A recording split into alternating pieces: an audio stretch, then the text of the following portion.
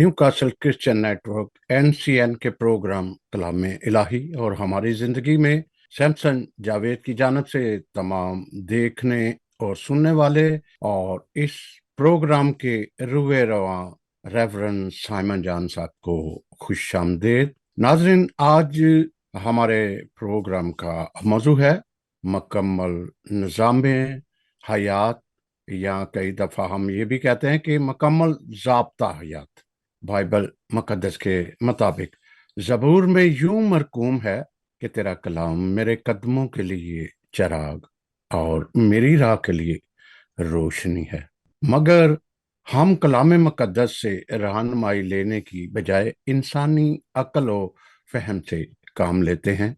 Bible मुक़द्दस जिसे मुकम्मल ज़ाब्ता हयात या मुकम्मल निज़ाम हयात कहते हैं, आज हम मुक़द्दस कलाम और दौरे हाजरा के तकाज़ों को सामने रखते हुए मुकम्मल निज़ाम को समझने की कोशिश करेंगे कि क्या मुक़द्दस बाइबल क्यों कर हमारी ज़िंदगी से जुड़े तमाम अमूर और मामलात में हमारी रहनुमाई करती है।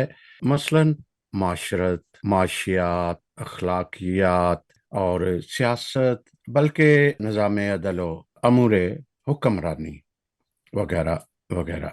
तो हम पहले जानेंगे कि निज़ाम या ज़ाब्ता से क्या मुराद है। ये भी बताइएगा कि आज का मौजू क्यों ये मुंतखब किया गया और हमारी किस लिहाज से भी हमारी ज़िंदगी में रहनुमाई करता है। जी साइमन साहब। बहुत शुक्रिया सैमसन भाई। आज जिस मौजू को आपने मुंतखब किया है, ये हर जमाने की बहुत ज़रूरत रहा है। खास तौर पर वो लोग जो ईस्ट में रहते हैं और वो लोग जो वेस्ट और ईस्ट का तजर्बा रखते हैं, उनके लिए ये बड़ा अहम है, क्योंकि उनके पास दो मुख्तलिफ निज़ाम ज़िंदगी या जो मुख्तलिफ सिस्टम्स हैं, उनका एक्सपीरियंस है। आगाज में एक बात का जिक्र करना चाहूँगा कि आराम का, सुकून का और पीस का अच्छा जिक्र और अंडरस्टैंडिंग वही समझा सकता है और समझ सकता है जिसने थोड़ा बहुत इस पर सोचा हो या एक्सपीरियंस किया हो। वो कहते हैं ना कि वैशी को सुकून से क्या मतलब, जोगी का नगर में ठिकाना क्या। जिस बंदे ने सुकून देखा नहीं, आराम देखा नहीं, उसने असल में निज़ाम हयात ज़िंदगी का, मुकम्मल निज़ाम हयात ज़िंदगी का मुशाहिदा नहीं किया, तजर्बा नहीं किया, मुताला नहीं किया, उससे क्या इल्म। इसलिए ये मौजू बहुत अहम है और उन लोगों की ज़्यादा समझ में आएगा जो कंपैरेटिवली चीज़ों को देखते हैं, तकाबली तौर पर चीज़ों को देखते हैं। तो मेरे लिहाज से तो ये मौजू बहुत अहम है, क्योंकि मिसअंडरस्टैंड होता है और इसे अच्छे से नहीं समझा जाता। असल में हम, जैसे मैं इंट्रो में भी कह रहा था, कि हम रहनुमाई कलाम मुक़द्दस से लेने की बजाय हम बहुत सारे इल्ज़ामात या सारे का सारा किसी और पे डाल देते हैं कि उनका काम है या उनकी रहनुमाई करना, मतलब किसी एक को मुर्द इल्ज़ाम ठहरा देते हैं। तो देखते हैं कि सबसे पहले निज़ाम से क्या मुराद है और फिर हम ज़ाब्ता हयात की तरफ चलते हैं। जी। निज़ाम दरअसल में एक ऐसा तरीक़ेकार है, या समझें कि ये एक ऐसा सिस्टम है, एक ऐसा असूल और ज़वाबित के तहत चलने का एक निज़ाम है या तरीका है, जिसमें चीज़ें, इंसान, पर्सन्स किसी ख़ास कानून के तहत, किसी ख़ास ज़ाब्ते के तहत मूव करते हैं। अब जैसे कि कोई भी ग्रोह हो, कोई भी लोगों का एक बड़ा ग्रुप हो, या मुल्क हो या शहर हो, हर किसी का अपना एक निज़ाम है और उस निज़ाम के अंदर कई सारे निज़ाम हैं। इसलिए हम इसे बहुत ही सादा अल्फाज में कहें जो किसी आम बंदे की समझ में आए, तो निज़ाम ऐसा तरीक़ेकार है जिसमें लोग, अशिया, चीज़ें, थिंग्स या पर्सन्स इस तरह से काम करते हैं कि वो किसी असूल, कानून, ज़ाब्ते के तहत मूव होते हैं या ज़िंदगी गुजारते हैं या अपनी एक्टिविटी को करते हैं।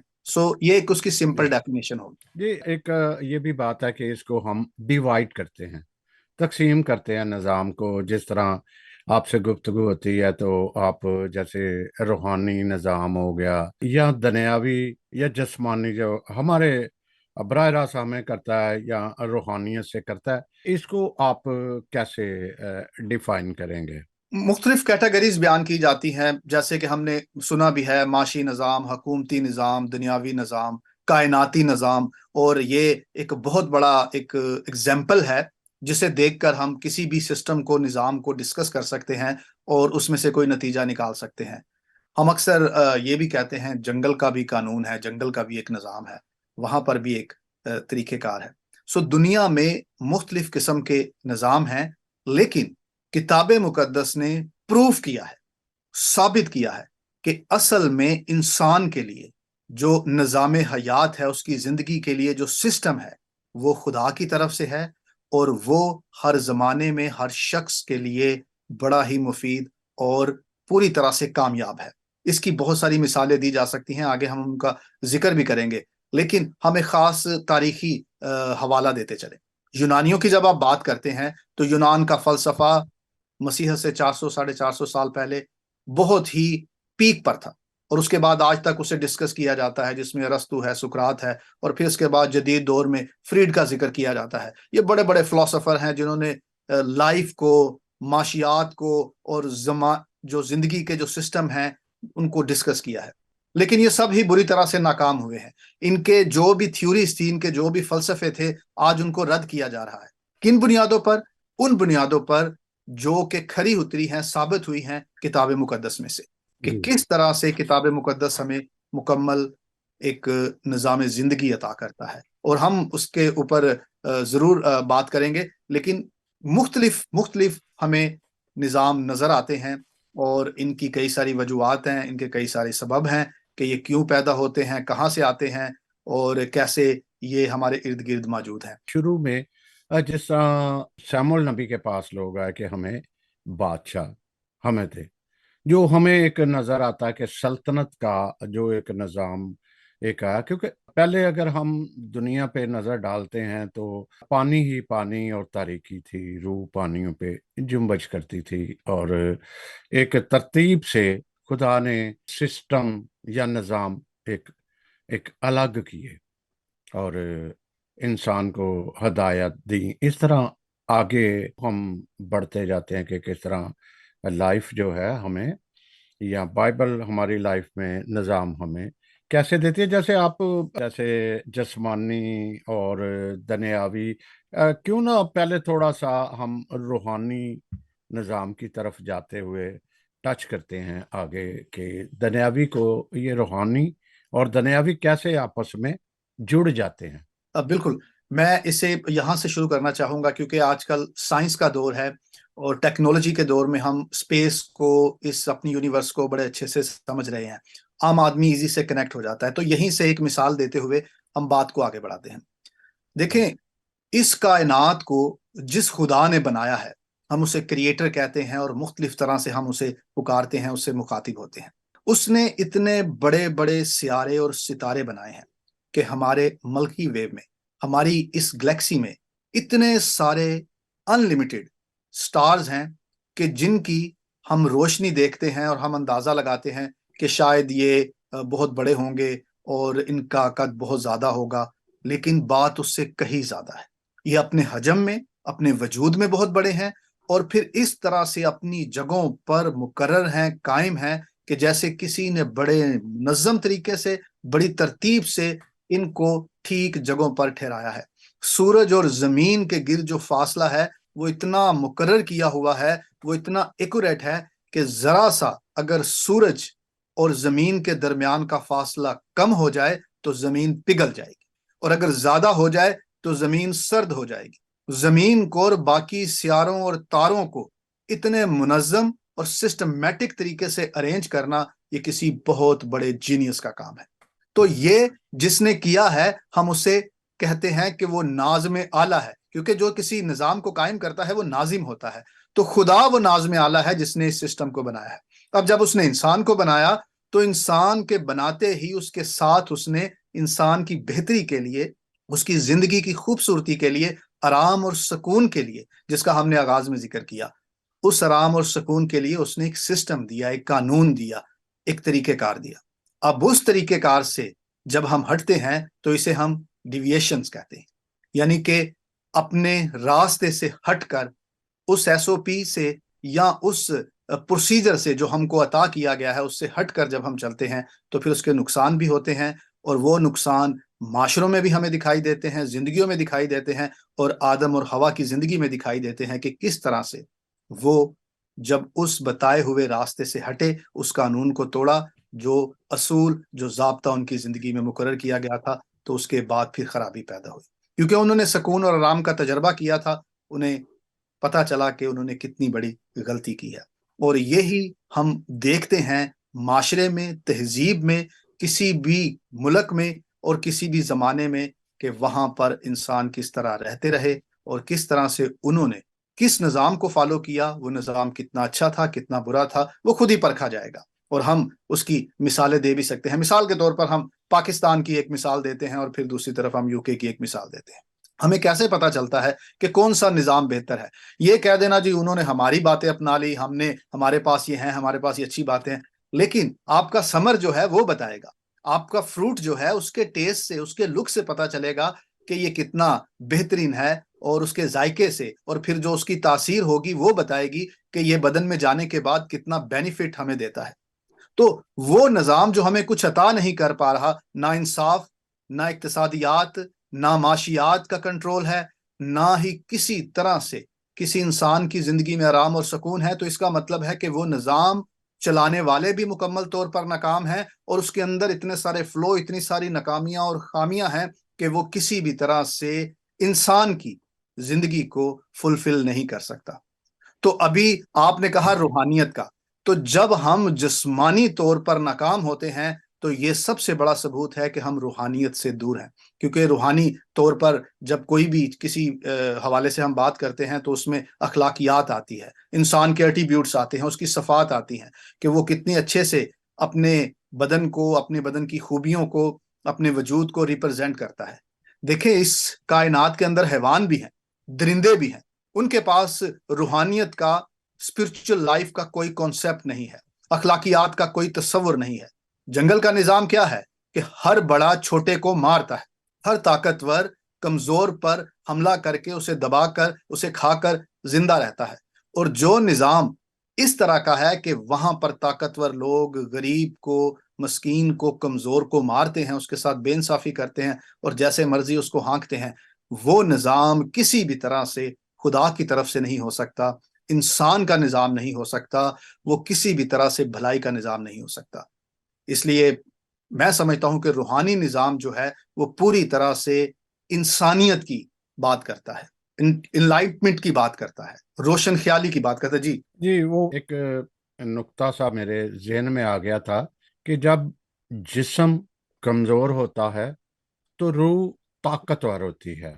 इसका मैं थोड़ा सा समझना चाह रहा था, तो फिर हम आगे चलते हैं कि जिस्म जब कमज़ोर होता है तो रूह ताकतवर होती है।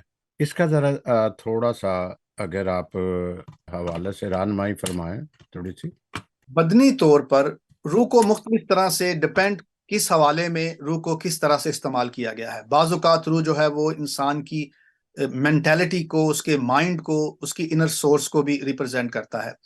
बाज़-औक़ात रूह जो है वो मुख्तलिफ तरह से इंसान को, उसके बदन को ही एक फ़र्क सब्स्टिट्यूट वर्ड के तौर पर भी इस्तेमाल करती है। ख़ास जो कोटेशन आपने कोट की है इस हवाले में, जब हम ये कहते हैं कि बदन कमज़ोर है लेकिन रूह मुस्तनिद है, या फिर बदन कमज़ोर हो जाता है लेकिन रूह का मजबूत रहना ज़रूरी है, तो ये वही बात है कि इंसान माशी तौर पर, ख़ानदानी तौर पर, सोसाइटी के अंदर या अफराद में कितना कमज़ोर है, कितना खूबसूरत है, कम खूबसूरत है, ये बात मैटर नहीं करती।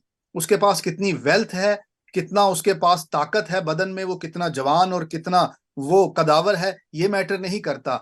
ये मैटर करता है कि उसकी सीरत, उसकी बसारत, उसकी उसकी जो क्वालिटीज हैं वो कितनी आला है, उसकी बिल्कुल। रूह कितनी फाइन है, उसकी स्पिरिट कितनी फाइन है, वो कितनी मजबूत है। अगर रूह मजबूत है तो फिर बदन कितना भी कमजोर हो उससे कोई फर्क नहीं पड़ता। और इसका सबसे बड़ा जो उदाहरण है, जो एग्जाम्पल है, वो हमारे खुदावंद यीशु मसीह का है।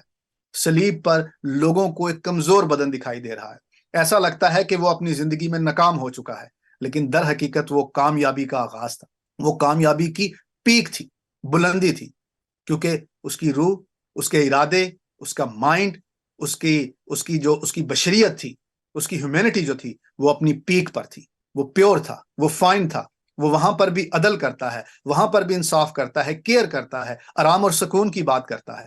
تو یہ وہ کوالٹیز ہیں جو انسان کے اندر ہونا لازمی ہے۔ اگر انسان کے اندر یہ کوالٹیز ہیں تو وہی فرد معاشرہ بنا رہا ہے، وہی فرد معاشرے کا نظام ترتیب دے رہا ہے، اور وہی فرد اس دنیا میں رہتے ہوئے مختلف طرح کے جو نظام ہیں، جو نظام زندگی ہیں، چاہے وہ شہر کا ہے، خاندان کا ہے، ملک کا ہے، آرگنائزیشن کا ہے، کوئی بھی ہے، وہ اسے چلا رہا ہے۔ تو سورس کہاں سے آ رہی ہے؟ وہ آسمان سے آ رہی ہے، زمین سے آ رہی ہے، یا پھر کسی اور طرف سے آ رہی ہے؟ کسی اور سے مراد ابلیس سے بھی آتی ہے۔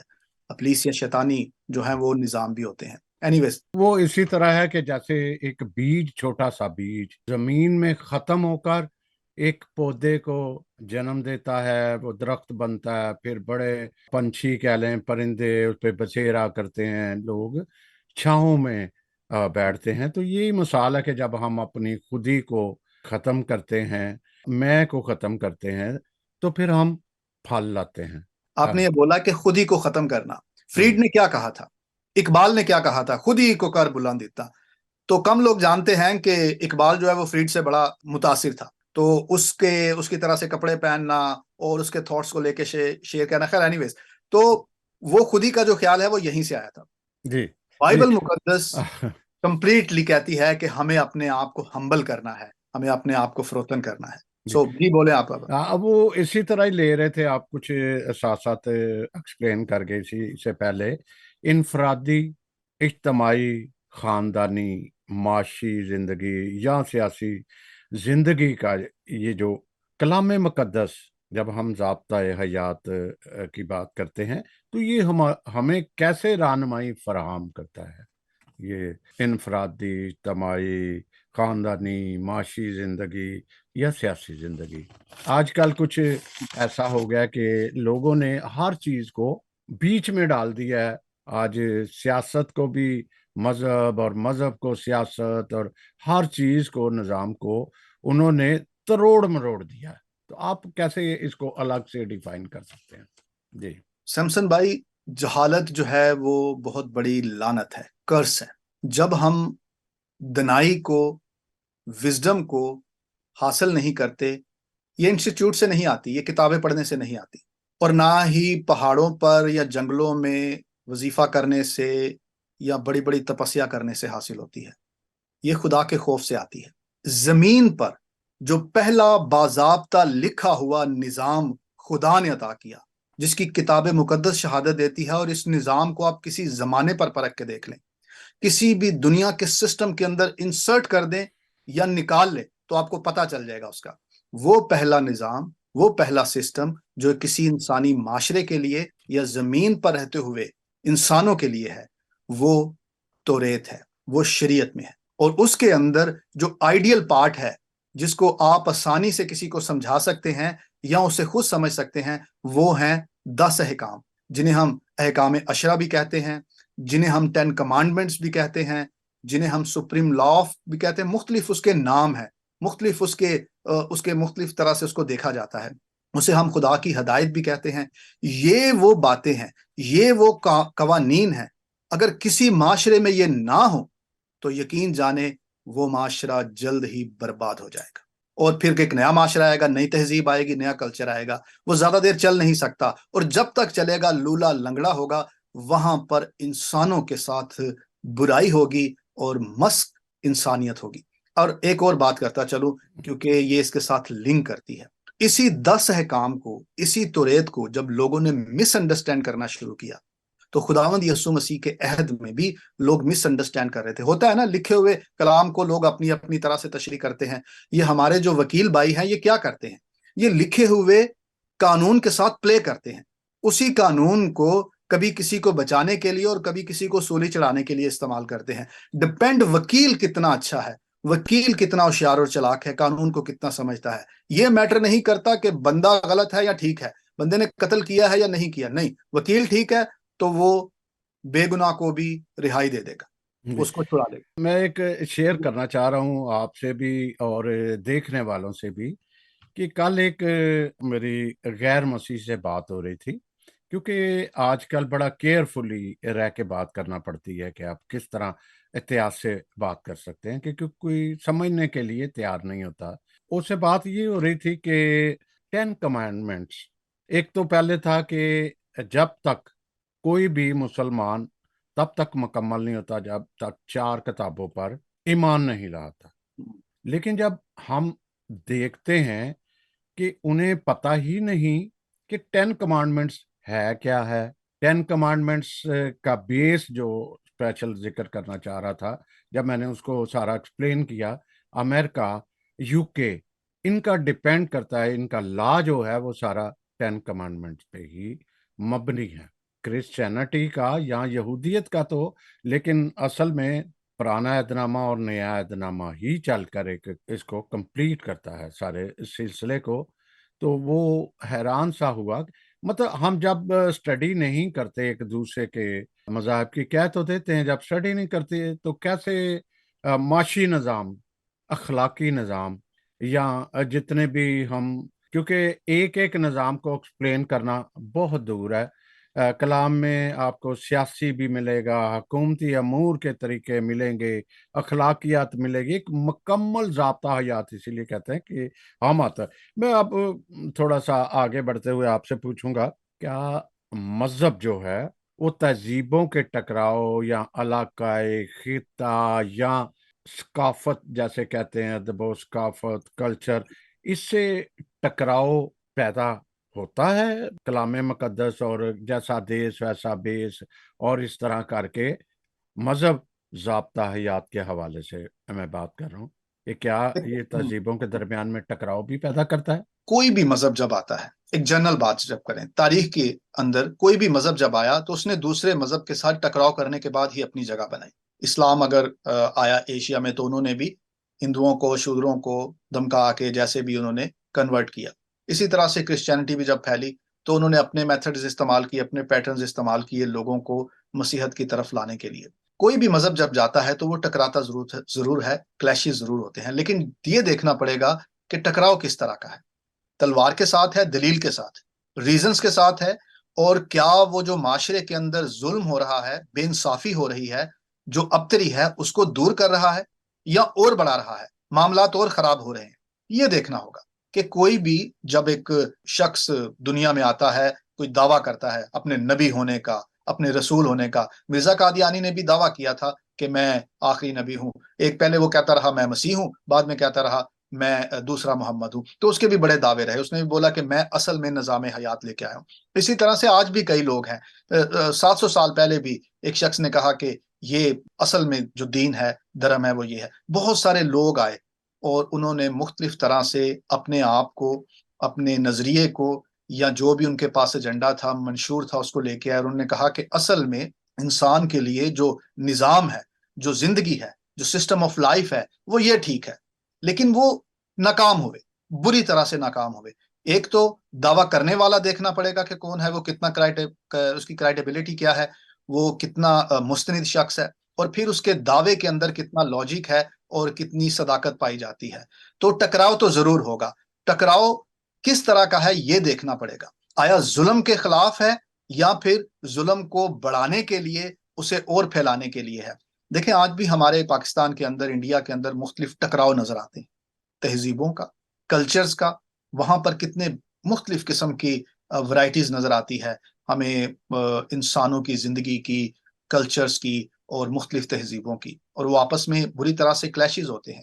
پنجابی جو ہیں وہ مدراسیوں کے ساتھ بڑا مشکل ہے ان کا گٹھ جوڑ ہونا، شادیاں ہونا، ان کا اکٹھے رہنا۔ کھانے کا فرق ہے، پہننے کا فرق ہے، طریقے کا۔ اسی طرح سے ہمارے یہاں پر انگریز کے اندر، اور پھر ایشین اور یورپین، ایون یورپ کے اندر آپس میں کتنے سارے کلیشز ہیں۔ تو ٹکراؤ تو ہوتے ہیں، اس سے ہم انکار نہیں کر سکتے، لیکن میرا کہنے کا مطلب یہ تھا کہ یہ کلام مقدس مکمل ضابطہ حیات، یہ ہماری اس صورتحال میں کیسے رہنمائی کرتی ہے؟ ایگزیکٹلی جب ہم کتاب مقدس میں دیکھتے ہیں تو میں نے عرض کیا کہ شروع سے تھرو آؤٹ جہاں جہاں پر نبی پیغمبر رسول برپا ہوتے رہے اور مشنری جاتے رہے، خدا کے کلام کو لوگ لے کر اسے پھیلاتے رہے، اس کے بارے میں تعلیم دیتے اور لوگوں کو خدا کی طرف بلاتے رہے، تو وہ کس طرح سے کرتے رہے؟ اگر کسی مشنری نے، کسی نبی نے تلوار اٹھائی، کسی کی گردن پر رکھی اور کہا کہ اس نظام کو قبول کرو جو میں لے کے آیا ہوں، تو وہ غلط تھا۔ اگر کسی چرچ کی ڈینومینیشن نے ایسا کیا ہے تو وہ غلط ہے، اور کوئی ایسے ٹیکسز لگا دیے، کوئی ایسے برڈنز ڈال دیے کہ لوگوں کا سکون، زندگی اجیرن کر دی، تو پھر چرچ جو دعویٰ کر رہا ہے وہ غلط ہے۔ لیکن اگر چرچ نے پیار، محبت سے، ہمبلنس سے اپنے سسٹم کو، اپنے لائف سٹائل کو لوگوں کو انٹروڈیوس کروایا ہے، اس میں شامل کیا ہے، تو پھر یہ وہ نظام ہے حقیقت میں جو خدا کی طرف سے اور انسان کی بہتری کے لیے ہے۔ اور یہاں پر میں خاص ایک بات کرتا چلوں کہ خاص 200 سال پہلے یا 300 سال پہلے چرچ جب پوری دنیا میں پھیل رہا تھا تیزی سے، ایک سیکنڈ یا تھرڈ جو ویو چل رہی تھی کرسچینٹی کی پوری دنیا میں پھیلنے کی، تو اس کے اندر جہاں جہاں پر مسیحت پھیلی ہے، جہاں جہاں پر مسیحت گئی ہے، انہوں نے وہاں کے کلچر کو، وہاں کی تہذیب کو مکمل مسخ نہیں کیا، مکمل تباہ و برباد نہیں کیا، بلکہ بتایا کہ کہاں پر کس طرح سے کون سی چیز غلط ہے اور کون سی ٹھیک ہے، آپ اسے کیری کر سکتے ہیں۔ پھر بات وہی آ جائے گی کہ وزڈم، دنائی، زمانے کے اندر کوئی روایت غلط نہیں ہوتی، چاہے وہ پنجابی کلچر میں ہے، مدراسی میں ہے، چاہے وہ سندھیوں کے اندر ہے، روایتیں کلچر کے اندر جو چھوٹی موٹی چیزیں ہیں وہ غلط نہیں ہوتی، ڈپینڈ پیچھے کانسیپٹ کیا ہے اور اس سے ہم کیا نتیجے نکال رہے ہیں، وہ خراب ہوتے ہیں۔ اگر وہ ٹھیک ہے تو پھر آپ کسی بھی طرح سے اپنی خوشی کو سیلیبریٹ کر سکتے ہیں، آپ کسی بھی طرح سے دوسرے کے تہوار میں شریک ہو سکتے ہیں۔ ایسا تو نہیں کہ آپ کہہ دیں کہ صرف جگہ جہاں میں رہتا ہوں، جہاں میں عبادت کرتا ہوں، وہی ایک پاک جگہ ہے، باقی سب حرام ہے۔ یو کے میں یہاں پر میں آپ کو بتاتا ہوں، کئی لوگ ہیں وہ بچے چرچ جانے کے لیے راضی نہیں ہوتے۔ چرچ میں اسمبلیز ہوتی ہیں، آپ کو پتا ہے، کچھ سیشنز ہوتے ہیں، لوگ گردوارے میں بھی یہاں جاتے ہیں، مندروں میں بھی جاتے ہیں، یہاں کا طریقہ کار ایسا ہے۔ تو کیا کرتے ہیں کچھ بچے، کہتے ہیں ہم نہیں چرچ جائیں گے، چرچ حرام ہے، حرام ہے۔ یہ کیا بات ہوئی؟ آپ نے سکھایا اس طرح سے کہ کوئی ایک جگہ حرام ہے، کوئی ایک حلال ہے۔ یہ باتیں بچوں کے اندر جب انسرٹ ہوتی ہیں، بچوں میں داخل کی جاتی ہیں، تو یہ ہمارے سسٹم کو، ہماری سوچ کو، ہمارے نظام زندگی کو ظاہر کرتی ہے۔ اور یہی بات ہمارے پورے ایسٹ میں، مڈل ایسٹ میں اور دنیا میں ہے کہ ہم نے کسی ایک جگہ کو حرام کر دیا، کسی ایک جگہ کو حلال کر دیا۔ خدا جہاں پر ہے صرف وہ جگہ پاک ہے، اور باقی سب جو ہے وہ خدا کی حضوری سے باہر ہے۔ موسیٰ سے اس نے کہا کہ تو جس جگہ کھڑا ہے یہ جگہ پاک ہے، اس لیے نہیں کہ اس جگہ میں کوئی کوالٹی تھی، اس لیے کہ خدا وہاں اترا تھا۔ سو ہم کسی کو اس طرح سے جب یہ بیان کرتے ہیں اور بتاتے ہیں کہ تو حرام ہے اور میں حلال ہوں، تو جو کھا رہا ہے یہ برا ہے اور یہ جو میں کر رہا ہوں وہ اچھا ہے، آپ زنا کریں تو وہ حلال ہے، ٹھیک ہے، اور ہم لیگلی اگر کسی پروسیجر سے، شادی کے عمل سے گزرتے ہیں تو وہ حرام ہے کیونکہ ہم کافر ہیں۔ تو یہ طریقہ کار جو ہے یہ چرچ نے کبھی اڈاپٹ نہیں کیا۔ چرچ نے ایکسپٹ کی شادیاں، ایسا تو نہیں انہوں نے کہا کہ اچھا چلو آپ 2 کپل یا 2 لوگ آئے ہیں، ایک کپل آیا ہے، ایک فیملی آئی ہے، تو ان کی شادیاں دوبارہ ہوں گی، اب ان کے باقی پروسیس بھی نہیں۔ آپ نے ایکسپٹ کیا ہر چیز کو۔ سو یہ سمجھنا پڑے گا الہام کس طرح سے معاشرے میں، تہذیب میں اتر کر غالب آتا ہے، یہ دیکھنا پڑے گا۔ ٹیکس جو ہے، ٹیکس جو خدا کی طرف سے ہے، وہ کس طرح سے کانٹیکس میں جا کر اور اس کی شکل کو تبدیل کرتا ہے۔ وہ مسک نہیں کرتا، وہ ذبح نہیں کر دیتا ہے سامنے والے کو، بلکہ اسے روشن کرتا ہے اور اس کی روشنی اس کے اندر قائم کرتا ہے۔ سو اگر میں آپ کی اس سوال کو میں ایڈریس کر پایا ہوں، تو میں یہی کہنے کی میں نے کوشش کی کہ جہاں جہاں بھی کتاب مقدس کے ماننے والے، تعلیم دینے والے گئے، وہ ٹکرائے ضرور، لیکن ان کا ٹکراؤ بڑا جنٹل تھا، بڑا سافٹ تھا، دلیل کے ساتھ، ریزن کے ساتھ، سچائی کے ساتھ تھا۔ جی، اگر ہم باغور بائبل کا بھی یا انجیل مقدس کا بھی مطالعہ کریں تو ہمیں تہذیب سے ٹکراؤ نظر نہیں آ رہا، کیونکہ جیزس کرائسٹ نے جب پہلا ہی معجزہ جس کو کہتے ہیں وہاں پہ دیکھا تو ہمیں کلچر کی جھلک نظر آتی ہے، کلچر نظر آتا ہے، لیکن انہوں نے ایسا کلچر کو ڈینائی نہیں کیا۔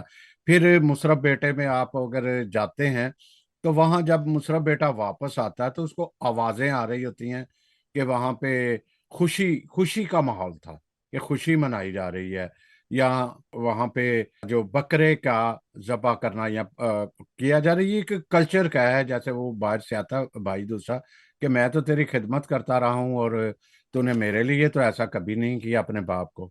तो हम्म, उसने क्या कहा कि तू तो मेरे पास है, वो खोया हम्म। हुआ है, मिल गया, मैंने खुशी की। तो ये सारे मजहब टकराव नहीं सिखाता कि कहीं भी तहजीबों के दरमियान या कल्चर के दरमियान या इस तरह टकराव पैदा हो। ठीक। मैं पहले ये बात करने वाला था कि वो मिस हो गई 10 अहकाम की रोशनी में।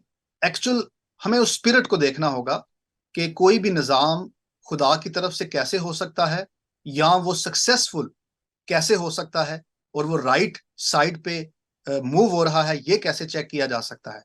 सबके पास पैमाना है, अगर विजडम है तो उसके थ्रू हम उसे नाप सकते हैं, देख सकते हैं। 10 अहकाम को जब लोगों ने मिसअंडरस्टैंड करना शुरू किया, यही बात कि ये तो खाता पीता है, ये तो जो टैक्स लेने वाले हैं उनके साथ उठता बैठता है, इसी तरह के इल्जाम मसीह पर लगाए गए। तो खुदावंद यीशु मसीह जब पहाड़ी वास, जिसे हम जन्नत का मंशूर भी कहते हैं और उसे मुख्तलिफ नामों से हम याद करते हैं, वो पूरी शरीयत की, पूरी तुरेत की, खुदा की पूरी मर्जी की, विल की फाइन इंटरप्रिटेशन है। यानी कि इल्हाम इल्हाम को इंटरप्रेट कर रहा है उस जमाने। जी। अटेंशन, इंटेंशन जो है वो बहुत जरूरी है। ये जो पासबान होता है, जब आइन की बात कर रहे हैं, हकूक की बात कर रहे हैं, काम की जिम्मेदारियों की बात कर रहे हैं, तो मैंने बहुत सारे लोगों को देखा कि जुल्म के खिलाफ जो है वो पास्टर या पासबानों को आवाज उठानी चाहिए, या मतलब एक उनका भी दायरा मदूद है उनके गिर्द मजहबी पासबान। इसके बारे में आप क्या सोचते हो? क्या वो पासबान जो है हमारे हर काम के, हम जो एक माशी है, माशरती है, सियासी है, फिर कानूनी मामलात हैं, क्या पास्टर को, पासबान को यहाँ पे आना चाहिए, या उसके कुछ महदूद काम भी हैं? क्योंकि हमारी आदत होती है कि हम पहले कहते हैं कि ये नहीं आना चाहिए, जब वो आ जाते हैं तब भी उसको बुरा कहते हैं, जब नहीं आते तब भी बुरा कहते हैं। अब अब कुछ अगर दिन मैं ब दिन जो है वो बढ़ती जा रही हैं कुछ इस अगर मैं आपकी बात समझ पाया हूं तो जी। आप ये कहना चाह रहे हैं कि कुछ भी जब माशरे में गलत हो रहा होता है, जुल्म होता है, तो हमारी तवक्को होती है कि कोई पादरी साहब या जो मजहबी पासबान है वो इसके ऊपर बात करे, या किसी तरह से वो इसमें हिस्सा ले या सामने नजर आए, हम्म। या और मुख्तलिफ तरह के जो काम होते हैं उसमें पासबान को होना चाहिए। मैं फिर अर्ज कर रहा हूं कि हमारे एशिया में खास तौर पर ये बड़े ही मिसकॉन्सेप्ट हैं। हर खादम की अपनी जिम्मेदारी है, उसका अपना दायरा है, उसकी अपनी हदूद है। हर कोई हर काम नहीं कर सकता, हर किसी को हर फन नहीं आता। अगर एक ऐसे शख्स को जो सिर्फ पासबानी खिदमत के लिए है, वो गल्ला की देखभाल करेगा, कलीसिया की देखभाल करेगा, आप उसे उठा के किसी कॉलेज में, किसी यूनिवर्सिटी में थियोलॉजी पढ़ाने के लिए लगा देंगे, तो वो थियोलॉजी की बेसिक बातें तो बता देगा, लेकिन बहुत सारे एकेडमिक मसले अधूरे रह जाएंगे। तो फिर ऐसे मौलवी, ऐसे पादरी, पंडित जो हैं वो माशरे को खराब करेंगे जब वो पढ़ाना लोगों को शुरू कर देंगे। तो उसके लिए उसे एजुकेशन प्रोसेस से गुजरना होगा।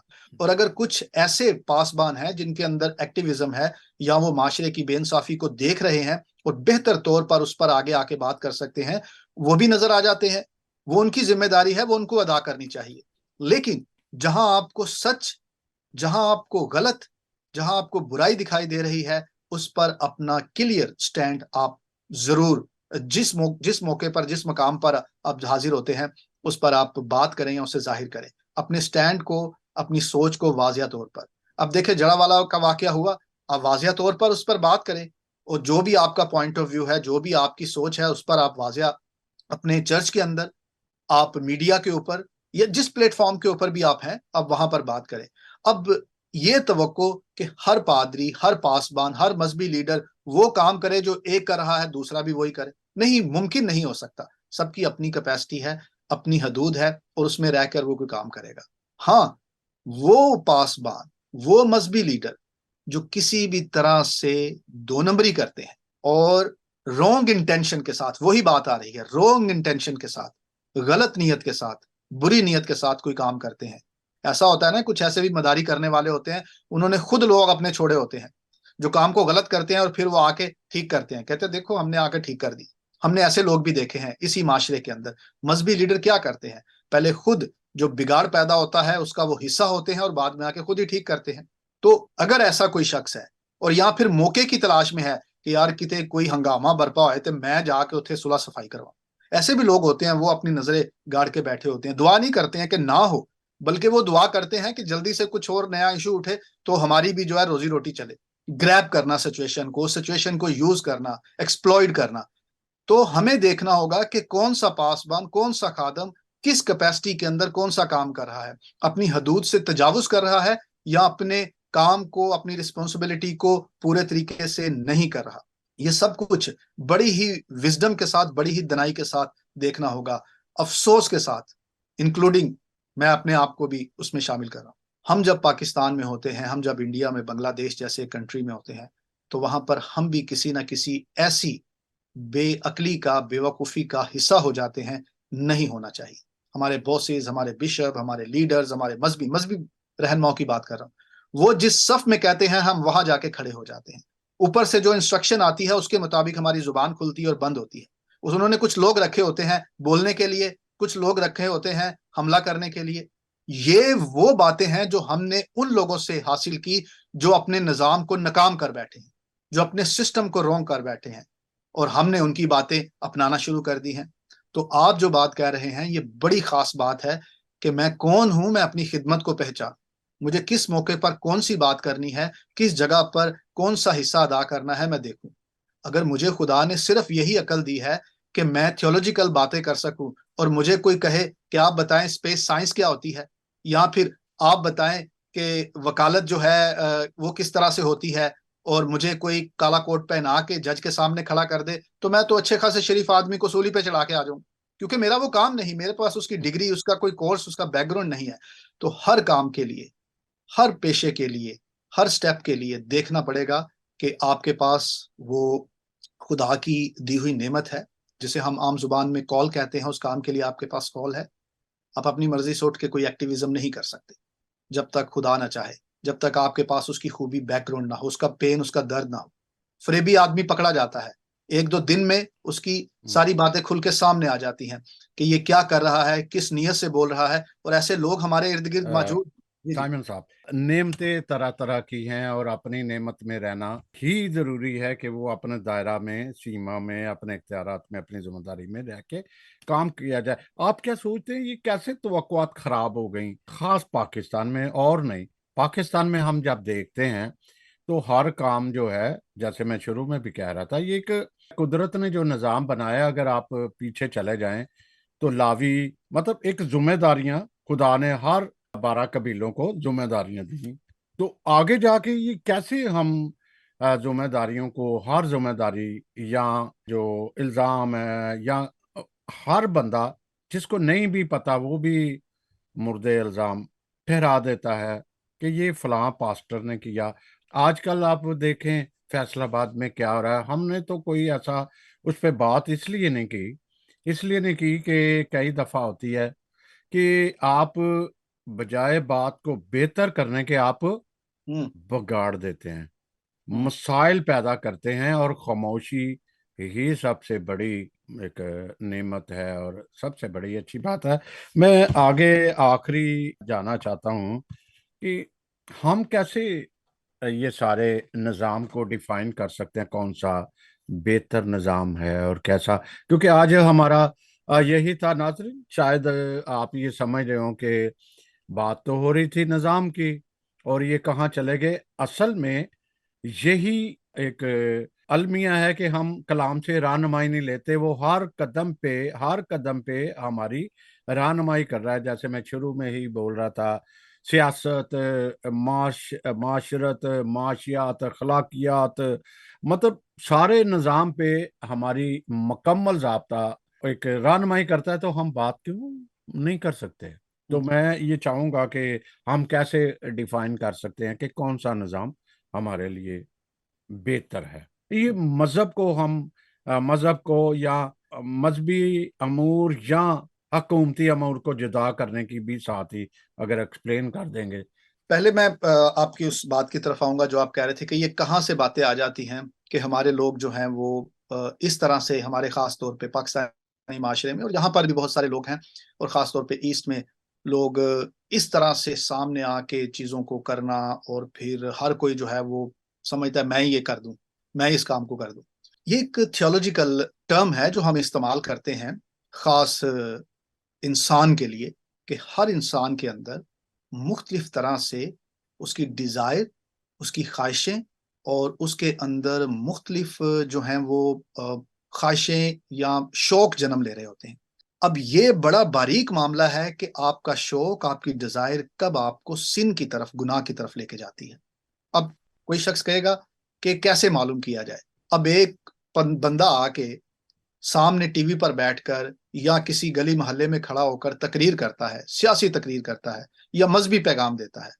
اب ہمیں کیسے پتا چلے گا یہ خدا کی طرف سے ہے یا خود سے اپنی مرضی سے آیا ہے؟ انسان کے اندر آغاز سے ہی ایک شوق ہے پرومیننٹ ہونے کا. آدم اور حوا نے وہ پھل کھایا کیونکہ وہ دیکھنے میں خوشنما تھا، اور اس کے ساتھ ابلیس نے یہ کہا تھا کہ اگر تم کھاؤ گے تو تم خدا کی مانند ہو جاؤ گے. شوق برپا ہوتا ہے شہرت کا. خداوند یسوع مسیح سے کہا گیا کہ تو اس کنگرے سے نیچے گر جا تو دیکھ تجھے کچھ نہیں ہوگا. اس کے پیچھے ایک اسٹرانگ انٹرپریٹیشن یہ ہے کہ جب اسے کچھ نہ ہوتا تو لوگ اس پر یقین لے آتے کہ دیکھو اس نے اتنے اونچے مینار سے چھلانگ لگا دی ہے اور زندہ ہے، اور اتنی شہرت بھی ہوتی.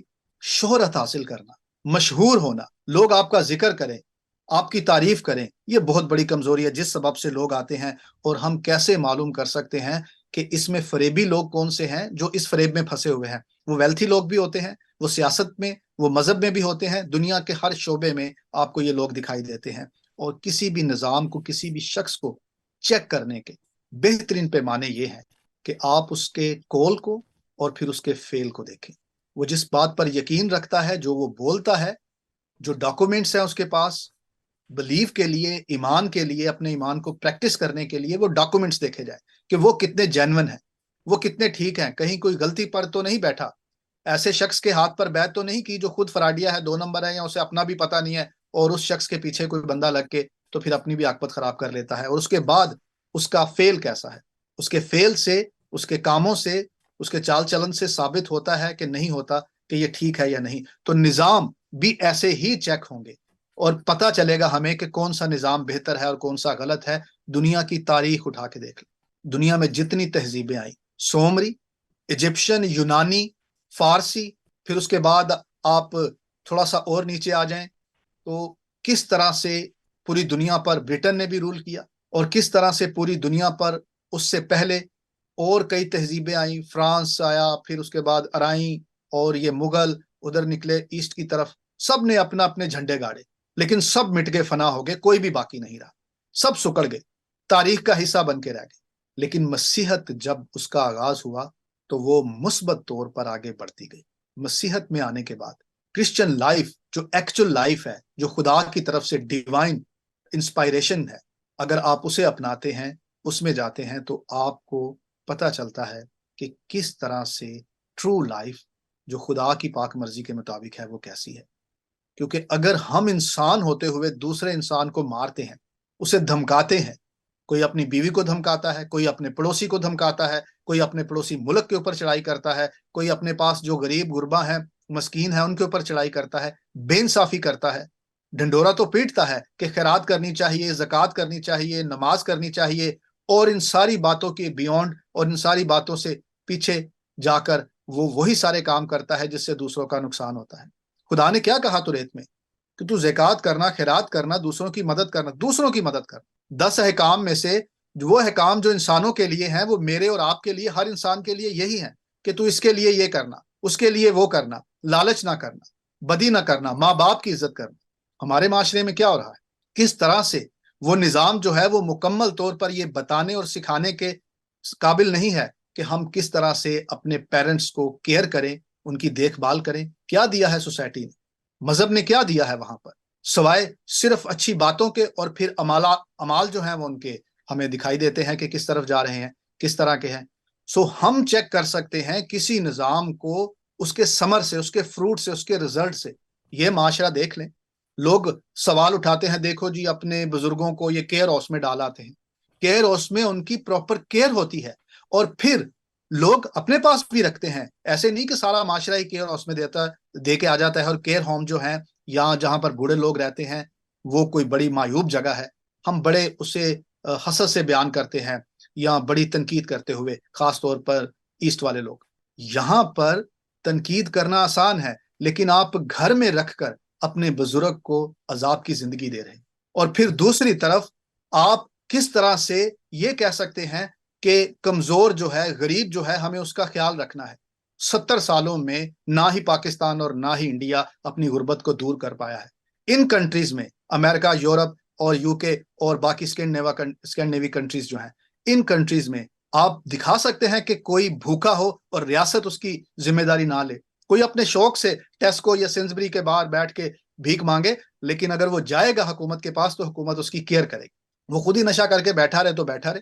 لیکن ہماری کنٹری میں لوگ نکلنا چاہتے ہیں ان معاملات سے، پر آپ نہیں نکال سکتے۔ مسئلہ یہ نہیں کہ خرابی جو ہے وہ نظام میں ہے، خرابی اس سورس میں ہے جہاں سے وہ نظام لیا گیا ہے۔ جی، مذہب جو ہے یا کلام مقدس کہہ لیں یا مقدس کتب جو ہے وہ انسانیت کا ہی درس دیتی ہیں۔ وہ قطعاً یہ نہیں کہتے کہ آپ فلاں مذہب سے یا ہم مذہب سے ہی نیکی کرو یا برائی کرو، جس کی اگزامپل اگر ہم نیک سامری کو دیکھ لیں، وہاں پڑوسی بھی کی بات بھی ہو رہی ہے۔ کسی نے یسوع مسیح سے سوال کیا کہ میرا پڑوسی کون ہے، تو نیک سامری کے سامری جو ہیں وہ بڑے ڈپریس یا چھوٹی ذات کے لوگ سمجھے جاتے تھے، لیکن انہوں نے کر دکھایا۔ اور یہ مذہب بھی ہمیں عمل کا راستہ دکھاتا ہے کہ اگر ہم باتیں کرتے ہیں یہ انسانوں سے، ہم نے مذہب کے حساب سے ان کو تقسیم کیا، ان پہ ظلم اور جبر کرتے ہیں، تو ہم کیا دے رہے ہیں؟ حسن بھائی، میں آپ کو جی بتاؤں، آپ غور سے دیکھیں ہمارے سسٹمز کو جو ڈیولپ ہو چکے ہیں، مڈل ایسٹ کو بھی انکلوڈ کر لیں، یہ خاص طور پر جو پوری سائڈ ہے دنیا کا، آدھے سے زیادہ حصہ جو ہے ایسٹ کا، مڈل ایسٹ کا، وہاں پر یہ بات انسانی ذہنوں کے اندر رچی بسی ہے کہ نان مسلم جو ہیں وہ مکمل طور پر حرام ہے، اور ان کے ساتھ ان کو مار دیں، ان کو آپ ان کے ساتھ کوئی نیکی نہ روا رکھے۔ یہ بتاتے ہیں ٹی وی پر آ کے، نہیں نہیں ہم پیس اور یہ سب کہنے کی باتیں ہوتی ہیں، پریکٹیکل ایسا نہیں ہے۔ اور یہ جو بات آپ نے کہی کہ کس طرح سے یہ لوگ آ کر سامنے اور بیان کرتے ہیں کہ جی دیکھیں ہمیں ایک دوسرے سے محبت کرنی چاہیے، ہماری کتابوں میں یہ لکھا ہے اور اس میں وہ لکھا ہے۔ ہم دیکھیں گے ہول ٹروتھ کو، پورے سچ کو۔ پورا سچ یہی ہے کہ اگر آپ واقع ہی اس سسٹم کو، اس نظام کو ڈیوائن مانتے ہیں، اور وہ ڈیوائن ہے، تو تاریخ میں ایک ایسا ایگزامپل دیں جہاں اس کا ثمر دکھائی دے۔ بائبل کی تاریخ میں یہودیوں کی یہ تعلیم ہے اور مسیحوں کی۔ نبی نظام نہیں لے کے آئے، نظام کے اندر جو خرابی ہوتی تھی اس پر وہ سوال کرتے تھے۔ خدا نے جو ہدایت دی ہے، خدا نے جو اصول دیے ہیں، ان اصولوں کو جب توڑا جاتا ہے تو اس پر رہنمائی کرتے ہیں۔ کوئی نیا سسٹم کوئی بھی نہیں لے کے آیا۔ مسیح بھی اسی توریت کے بارے میں کہتا ہے کہ دیکھو تم نے مس انڈرسٹینڈ کیا، تم نے غلط اس کو انٹرپریٹ کیا، اور وہ اس انٹینشن پر بیان کرتا ہے کہ تم سے کہا گیا تھا کہ لالچ نہ کرنا، میں تم سے کہتا ہوں بری نظر ڈالو گے تو تم نے زنا کر دی۔ آپ کی وہ جڑ وہ نکالنے کے لیے کہہ رہا ہے کہ تمہیں دیا کس کام کے لیے تھا، تم نے انڈرسٹینڈ کیا سمجھا کیا۔ سو انسان کا صرف مقام، یہ مکان، یہ دنیا نہیں ہے، بلکہ ازلی ابدی لائف ہے، جو ایکچول ہول لائف ہے، جو مکمل نظام حیات ہے۔ وہ صرف یہ نہیں آپ نے کپڑا کیسے پہننا ہے، شلوار کتنی اونچی ہونی چاہیے، نیچی ہونی چاہیے، سر پہ ٹوپی ہو یا پگ ہو، یہ نظام زندگی نہیں ہے۔ آپ کون سا کھانا کھاتے ہیں، کتنا کھاتے ہیں، اور پھر کہاں پہ رہتے ہیں، آپ کے گھر کا رخ کس طرف ہے، مشرق کی طرف ہے، مغرب کی طرف ہے، آپ نماز کر رہے ہیں بیٹھ کے، کھڑے ہو کے، ہاتھ باندھ کے، لیٹ کر، یہ میٹر نہیں ہے۔ میٹر ہے آپ کی انٹینشن، خدا کے ساتھ آپ کا ریلیشن، اور اس ریلیشن کا پروف پریکٹیکلی جو آپ کو اٹرنل لائف میں لے کے جائے گا، اور وہ کسی کے پاس نہیں ہے۔ مکمل نظام حیات وہی دے سکتا ہے جو مکمل نظام حیات دکھا سکتا ہے اور اسے پریکٹیکلی ہمارے سامنے ریپرزینٹ کر سکتا ہے کہ ایسی ہوتی ہے۔ کیا کبھی کسی نے دکھائی ہے وہ حیات جو پوری ہو، ابدیت تک جائے؟ وہ بشریت میں میرے خداوند نے دکھائی، خداوند یسوع مسیح نے دکھائی، اور اس کی ساری لائف میں محبت ہے، دوسروں کے لیے درد ہے، دوسروں کی مدد کرتا ہے۔ بھیڑ اس کے پیچھے ہے، اور وہ کیا کہتا ہے؟ مجھے ان پر ترس آتا ہے، ان کے کھانے کا بندوبست کرو۔ ہمارے تو لوگوں کے ہاتھ کا نوالا چھین کے کھا جاتے ہیں، ہمارے لیڈر مذہبی بھی اور سیاسی بھی۔ ان کے پاس جو فنڈز آتے ہیں وہ اپنی جیب میں ڈالتے ہیں، اور دیکھیں ان کی حالت، دیکھیں قوم کی حالت، دیکھیں وہ فنڈز آپ قوم پہ لگائیں، ان کی ایجوکیشن پر، ان کی تربیت پر، ایسے کمیونٹی سینٹر کھولے جہاں پر ان کی ڈیولپمنٹ ہو سکے. تو ہم بھی اسی معاشرے میں رہتے ہوئے وہ جو نظام فرسودہ ہے انسان کی طرف سے ہے اور ہڈن ڈارک سورس کی طرف سے ہے، ہم اس کا حصہ بنے ہوئے. جب تک ہم اس کا حصہ نہیں تھے ہم نے عمارتیں کھڑی کی، schools, universities, colleges, churches, buildings کھڑی کی، سسٹم بنائے، اور وہ سسٹم اتنے پیور تھے کہ ان کی تاثیر ابھی تک چل رہی ہے. جی میرا خیال ہے بات رہ گئی ہے. یہ کوئی لوگ کہتے ہیں کہ مسیحیت میں یا کرسچنز میں نظام حکومت نہیں بتاتا اور اس لیے انہوں نے حکومت کو اور مذہب کو الگ الگ کر دیا. بالکل، مسیحیت ہر اس بات کو بیان کرتا ہے، صاف اور کھل کے بیان کرتا ہے جو انسان تجربہ کرتا ہے، جو انسان مشاہدہ کرتا ہے، جیتا ہے. اب وہ چاہے ریاست کے اندر ہو، خاندان کے اندر ہو، کسی آرگنائزیشن کے اندر ہو. اگر ہم کسی ملک میں کرسچن لائف دیکھنا چاہتے ہیں جو بائبل مقدس کی بنیاد پر ہو تو وہ بھی ہمیں آج دکھائی دیتی ہے. اب ہم یہ کہیں کہ مکمل طور پر، پورے طور پر پیدائش کے پہلے باب کی پہلی آیت سے لے کے مکاشفہ کے آخری باب کی آخری آیت تک جو ہے وہ چیزیں پوری ہوتی ہوئی دکھائی دیں، تو ایسا کبھی نہیں ہوتا. اس کا جو ایسن ہوتا ہے، اس کا جو جوہر ہوتا ہے وہ عمل میں آتا ہے، اس کی تاثیر عمل میں آتی ہے، جس کا ذکر آپ نے بھی کیا کہ آج بھی یہ ڈیولپ کنٹریز جو ہمیں دنیا کی سو کولڈ ڈیولپ کنٹریز دکھائی دیتی ہیں، ان کی کامیابی کا، ان کی ترقی کا راز اس خطے میں نہیں، ان کے ملکوں میں نہیں، بلکہ اس تاثیر میں ہے جو انہوں نے خدا کے کلام سے لی ہے. ایمانداری کی، دیکھ بھال کی، کیئر کی، اپنے بزرگوں کی، بچوں کی، عورتوں کی. بتائیں ایسا عورت کو مقام کسی اور کلچر میں دکھائی دیتا ہے؟ وہاں تو ایک گواہ بندہ ہوتا ہے اور اس کے برابر کرنے کے لیے آپ کو 4 عورتیں کھڑی کرنی پڑتی ہیں عدالت میں. یہاں پر برابری کا جو مقام ملا ہے، اگر ہم کہیں کہ ویسٹ نے سیکولرزم سے یہ حاصل کیا ہے تو ہم غلطی پر ہیں. ویسٹ کے اندر اس نظام کو جو آج موجود ہے، مضبوط کھڑا ہے پورے یہاں ڈیولپ کنٹریز کے اندر، ان کے اندر آج بھی میجورٹی کرسچنز لوگوں کی ہے. چرچ آپ کو منع نہیں کرتا کسی بھی طرح سے، آپ کو ایکسپٹ کرتا ہے کسی بھی حالت میں چلے جائیں، بیماری کی حالت میں، گناہ کی حالت میں، کسی بھی کمزوری میں. حرام نہیں کہتا کسی کو چھڑکتا نہیں ہے، اپنے پاس سے دور نہیں کرتا.